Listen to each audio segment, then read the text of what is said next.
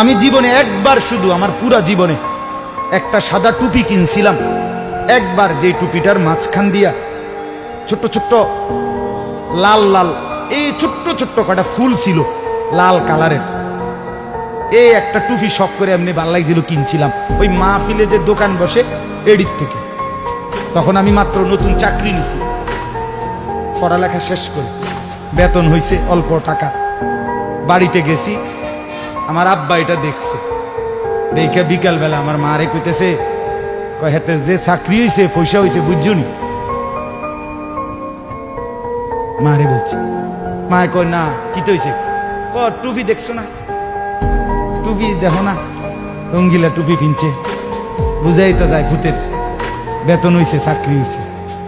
রাত্রে আসার পরে মা, আমি বাহিরের থেকে আসছি, আরে মা আমারে বলছে, ফুত তোর আব্বা মনে হয় টুপিটা পছন্দ করে নাই, সারা জীবন তোরে সাদা টুপি পরাইছে, তুই কিনলে গায়ে লাল ফুলওয়ালা টুপিটা কিনলি, এই যে খুলে রাখছি আর কোনোদিন পড়ি না।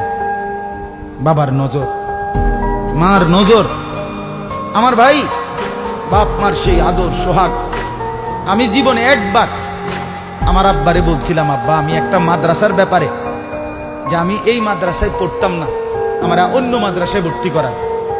আমার আব্বা বলছিল, পুত পরের বেলা ভাত আমার ঘরে খাইও না, এক লোকমা ভাত মুখে দিবা না, বাইর তুমি কই ফরবা তুমি বুঝো, ফরলে ফরো, না ফরলে ফিচা দিয়ে ফেরো, আমার ঘরের ভাত খাইও না। আমি যে এনে বলছি এনেই পড়তে হইব না। কানতে কানতে চোখ মুছতে মুছতে সকালবেলা ভোরে চলে গেছি ওই মাদ্রাসায়। বুঝছি বাপ আমার এতটা শক্ত যে আসলেই আমারে বাদ দিবে না। বাবার সেই কঠোর শাসন আজ আল্লাহর কসম মনে হয় আল্লাহর কথা আপনাদের সামনে বলবার তৌফিক দিছে।